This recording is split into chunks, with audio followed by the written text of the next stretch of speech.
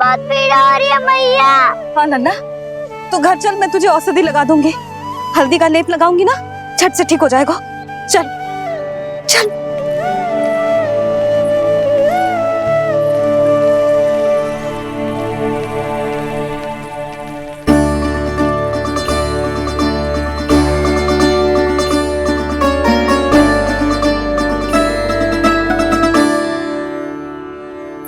बस लल्ला बस, रो मत। चल चल चल, आजा। अभी औषधि लगाऊंगी ना, तेरी सारी पीड़ा लुप्त हो जाएगी। आजा आजा, बैठ जा लल्ला। अभी आई मैं। हाँ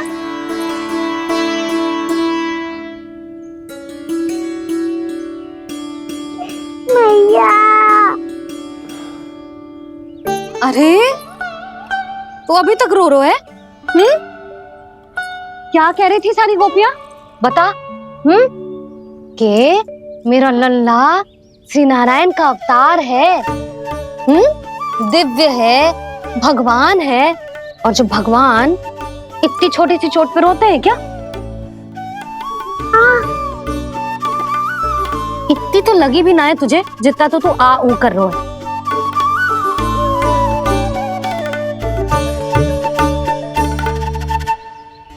आओ ना, करूंगो। आप ऐसे दुलार थोड़ी करोगी। ओहो, वृंदावन का गौपालक जो इतनी छोटी सी चोट पे रोता है ना? गोप बालकों का मुखिया इतनी छोटी सी चोट पे रोता है? मेरा लल्ला तो सबसे शक्तिशाली है। इतनी छोटी सी चोट तो क्या, बड़े बड़े राक्षसों से भी ना घबराता है। हाँ, एक बार में सबको समाप्त कर देता है कि ना? हाँ मैया, यदि कोई राक्षस वृंदावन की ओर तेरी दृष्टि करके आएगा तो सबसे पहले कान्हा को सुरक्षा में खड़ा पाएगा। फिर चाहे जो बाल बन के आए या बगुला बन के।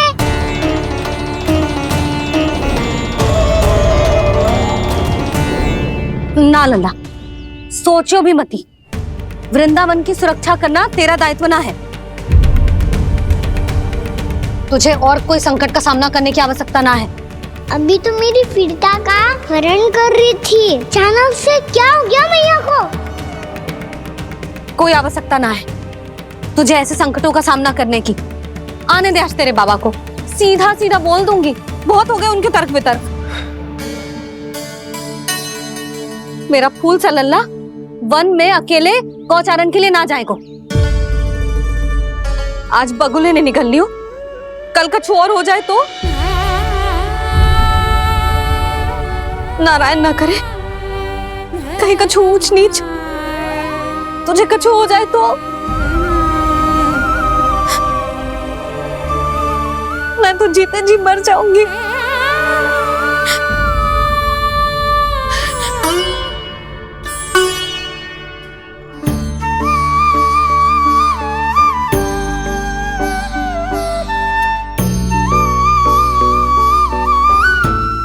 लल्ला की वीर मैया इतनी सी बात तो रोती है क्या? क्या करूं कान्हा, तुझे ऐसे बार बार संकट के मुंह में जाते हुए ना देख सकती मैं। तो फिर मैया मैं वचन देता हूँ, आज के बाद मैं गौचारण के लिए तभी जाऊंगा जब आप आज्ञा दोगी। पक्का? छल ना करेगो ना मेरे साथ? मैंने कब छल करो मैया? अच्छा ठीक है, ना करूँ छल। यदि आपसे पूछे बिना बाहर निकलो तो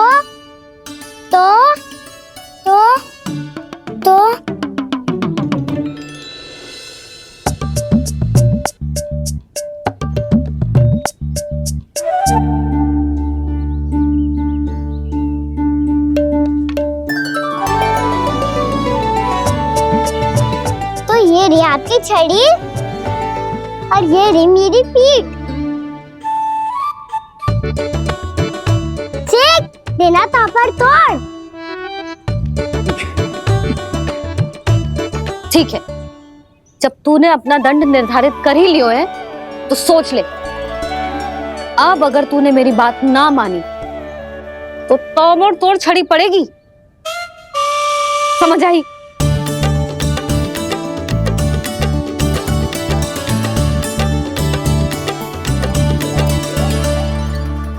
अच्छा ही है कि कान्हा कुछ दिन घर ही रहे। आज मन में जो हुआ है अवश्य कंस ने ही करवाए हुए वो सब।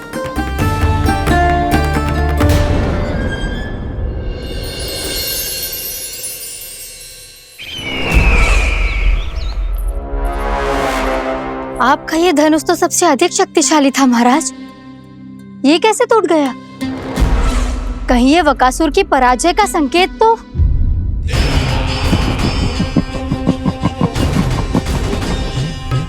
प्राप्ति, लगता है तुम्हें शुभ समाचार मिला नहीं।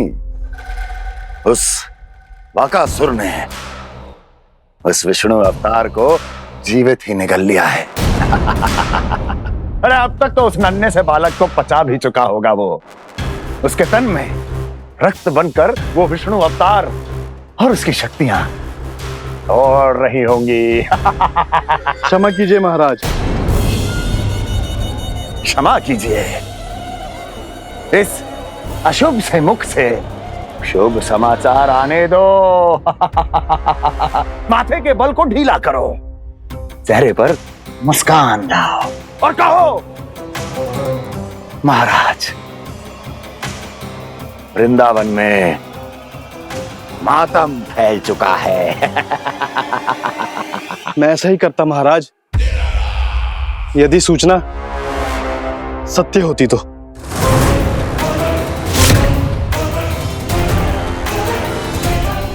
कहना क्या चाहते हो? एक क्षण में सूचना उगलो, अन्यथा मेरा योद्धा बकासुर विष्णु अवतार की तरह तुम्हें भी जीवित निकल जाएगा। आने दो। बकासुर मारा गया महाराज, बकासुर मारा गया महाराज, बकासुर मारा गया महाराज। बकासुर मर चुका है? असंभव। असंभव।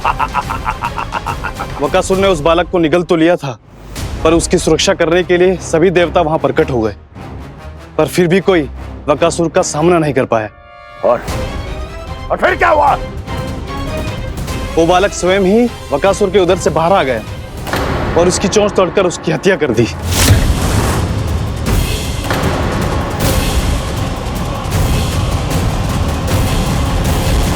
वन में बकासुर की चोंच टूट गई और यहाँ आपका ये धनुष।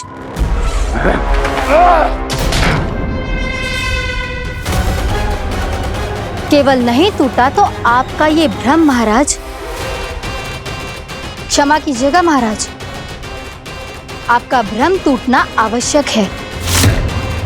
आवश्यक है आपको यह आभास होना कि उस विष्णु अवतार को पराजित करने के लिए आपके साधारण योद्धाओं में वो सामर्थ्य नहीं है।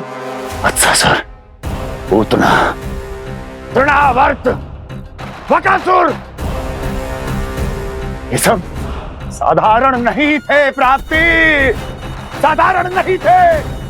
फिर तो ये और भी अधिक चिंता का विषय है महाराज, क्योंकि इसका अर्थ तो यही हुआ कि वो विष्णु अवतार कुछ अधिक ही असाधारण है और उसका सामना करने के लिए और उसे मिट्टी में मिलाने के लिए आपको एक ऐसे अस्त्र की आवश्यकता है जो उसके सामने ना झुके और ना ही टूटे।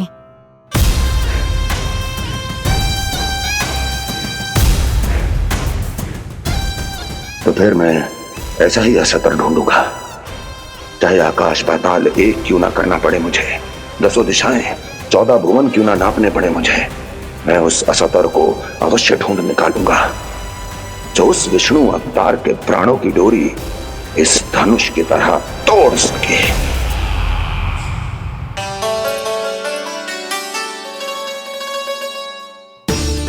थैंक्स पापा, मैंने मैया को वचन दिया है कि जब तक नहीं चाहेंगी मैं वन नहीं जाऊंगा, इसलिए आप मुझे मारने के लिए कोई शक्तिशाली असुर ढूंढने में व्यस्त रहो। कुछ दिन तब तक मैं व्यस्त रहूंगा अपनी मैया की सेवा करने में।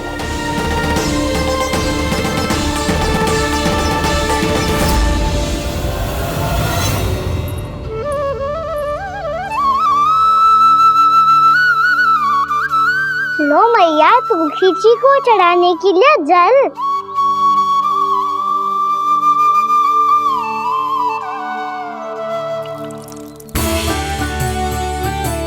लो मैया और आटा।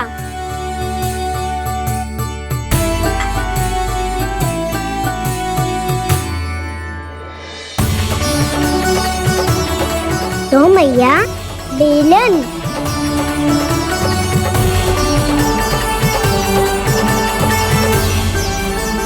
ले तनिक खा ले। ओ मैया भूख ना लगी है।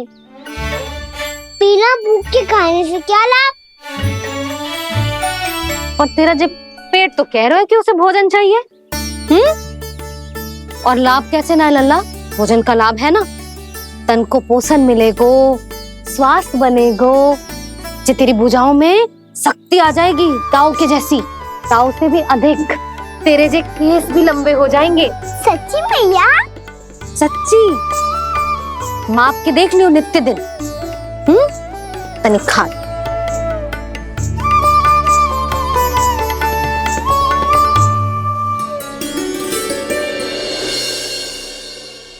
मान के मैया का कहना, छक के भोजन खाते हैं,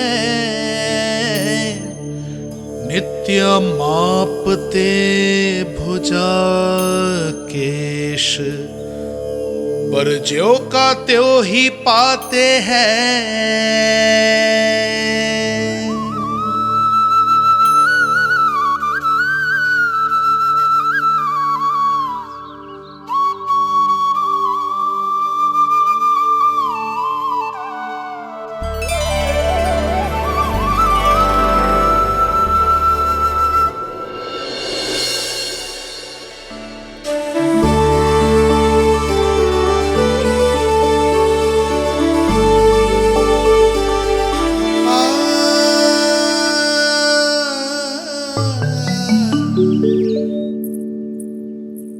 ले लल्ला फल खा ले। ना, मुझे ना खाने फल वल। क्यों? लंबे केस और शक्तिशाली भुजाएं ना चाहिए? व्यर्थ है ये सब। पिछले 10 दिनों से देख रहा हूँ, ना केस लंबे हुए हैं, ना भुजाएं शक्तिशाली बनी है। 10 दिन में का चुनाव होने वाला।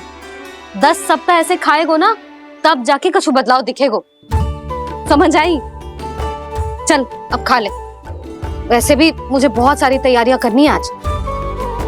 इसीलिए मैया एकादशी के व्रत के लिए लल्ला।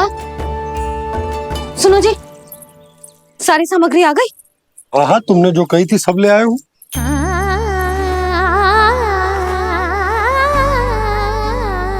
इसमें नारियल तो है ही ना, उसके बिना मैं एकादशी की पूजा कैसे करूंगी? यशोदा, मैंने भोला से कह दिया, वो लेकर आते ही होगा। घबराओ मत। कैसे ना घबराओ जी, आपको पता है ना एकादशी का व्रत मेरे लिए कितना महत्वपूर्ण है। पतो है। अरे इसमें तो दिए भी ना है। दिए ना है? अब मैं अभी लेकर आता हूँ। आप रहने दो, मैं ही लेके आती हूँ। भक्त भोला राम के यहाँ से? भक्त भोला राम? मेरा अर्थ है कुमार भोला यहाँ के यहाँ से। हाँ हाँ वो ही।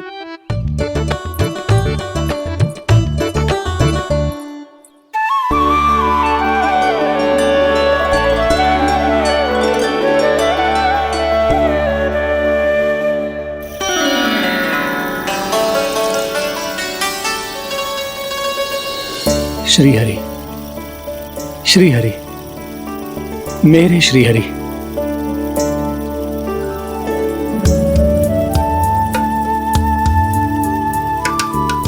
मेरे श्री हरि।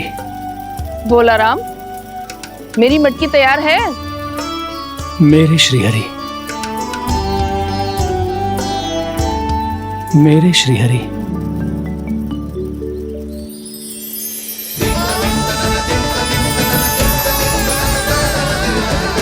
भोला राम,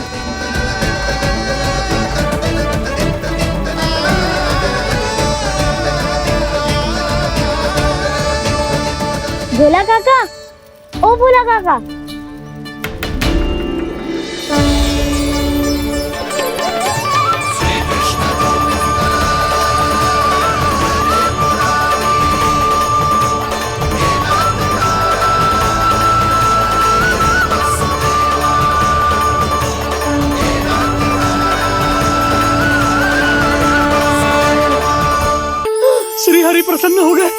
मेरे श्री हरि आ गए, मेरे भगवान आ गए, मेरे श्री हरि आ गए, मेरे भगवान आ गए, मेरे श्री हरि आ गए, मेरे भगवान आ गए, मेरे श्री हरि आ गए, मेरे भगवान आ गए, मेरे भगवान आ गए, मेरे घर मेरे भगवान आ गए।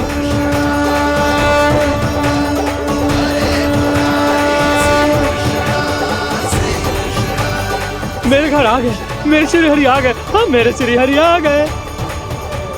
जे तो बावले थे ही, अब बालकन को भी साथ में मिला लिए। उज्जवल क्या कर रहा है?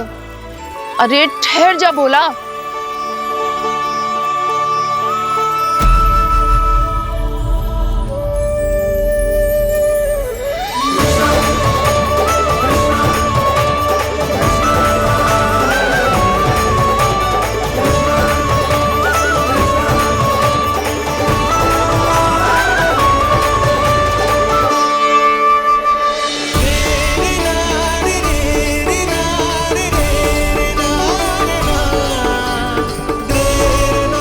प्रेम से बुलाओ, आएंगे हरी भी।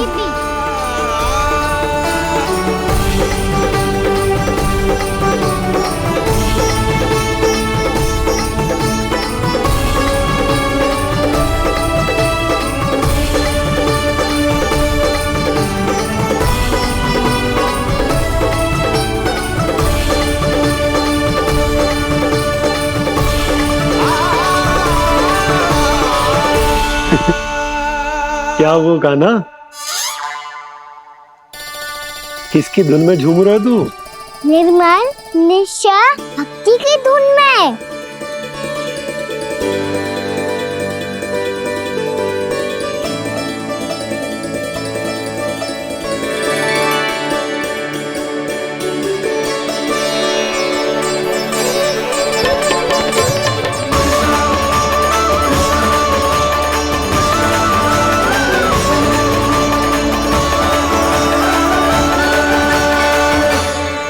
अरे क्या हो गया इन्हें? बावले हो गए हैं क्या? ठहरो, कोई आवश्यकता ना है ऐसे बावलों की तरह नाचने की।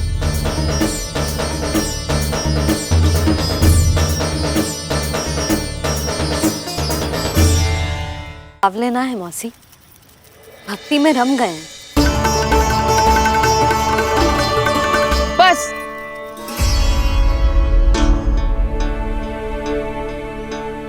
हम सब कब से खड़े हैं यहाँ, पर तुम्हें कुछ ध्यान ही ना है।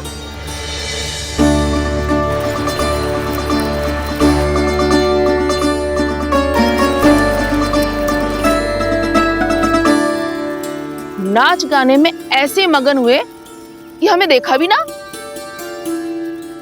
मुझे नाचते हुए देख मेरे श्री हरि को इतना आनंद आ रहा था कि मैं अपने आप को रोक नहीं सका।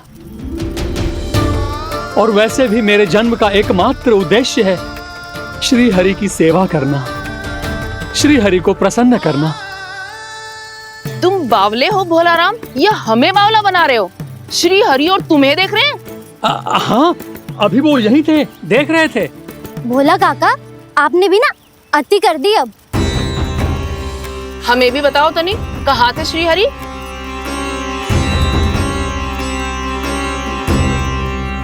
ना जाने अपना उपहास करवाने में क्या आनंद आता है इन्हें।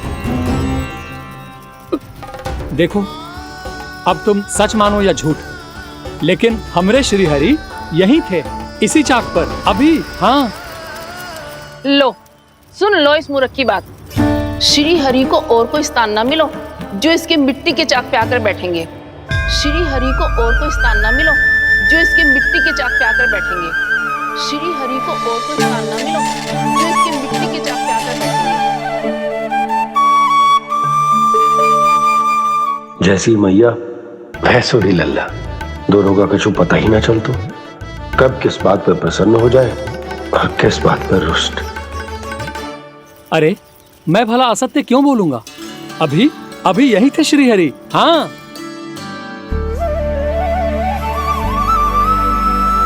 हाँ, जैसे श्री हरि को तो कोई कार्य है ही ना।